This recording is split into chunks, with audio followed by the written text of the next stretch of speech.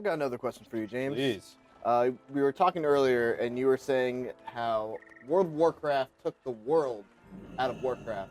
Yes. What do you mean by that? Oh boy, here we go. Are we doing this now? All right, let's do it now. While I'm visiting a bunch of stuff in this town. So what I mean by that is this right here.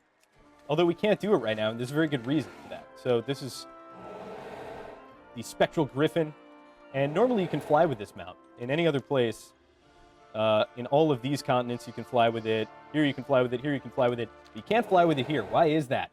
It's because flying mounts were a mistake, and that's just one example of the way in which World of Warcraft was kind of shrunk from this cohesive, single shard MMO emergent space to a multifaceted, kind of linear narrative storytelling space where Blizzard is more interested in telling you their narrative than letting you make your own narrative.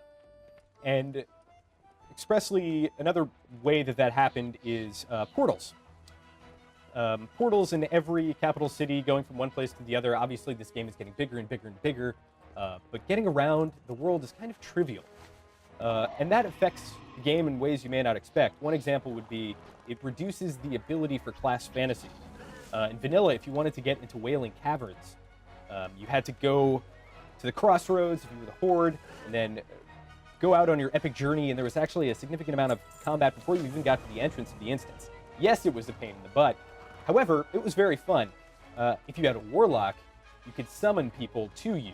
So only a couple people had to go out, a scouting party that could then summon other folks to you. And that was a really cool feeling for warlocks. Warlocks can summon people to raids, and yes, they're needed. However, it was just very cohesive. This idea of a class fantasy warlock and using dark magics to summon you to the specific location. And then, actually wrote down notes.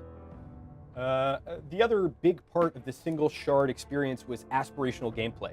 One thing Warcraft, I think, has a difficult time with is motivating you to do some of the things like mythic raids, their mounts. They're cool things that you see for sure, but certainly in classic World of Warcraft, I think just getting to the raid, it was definitely a feat in and of itself. Finding a guild, finding people to play with.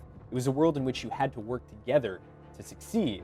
And I'll never forget, there was a Tauren warrior on my server, played on Burning Legion, and there was a Tauren warrior called Goofy Goober, who was a high warlord. And man, I wanted to be this guy. And everything I did in the game was to bring me closer to being like that character, and I think that's a really strong force that I don't necessarily see anymore.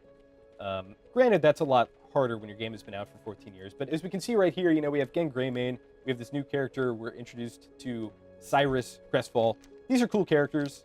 There's a lot of very cool characters in the lore. However, I'm very much not forging my own adventure right now. I am following a scripted narrative linear adventure that Blizzard is interested in giving to me. And this is okay, I guess, but I would prefer to kind of make my own path. And a lot of those motifs have disseminated into other genres like Destiny, especially with progression. But definitely World of Warcraft is less of a world as it is a series of instanced activities. It is no longer greater than the sum of its parts, even though those parts are very good, raiding, dungeons, PvP, battlegrounds, open world PvP, but it just doesn't feel whole anymore, and as a result, I'm not really interested in playing it, and YouTube breakout. Keep it right here for all things World of Warcraft.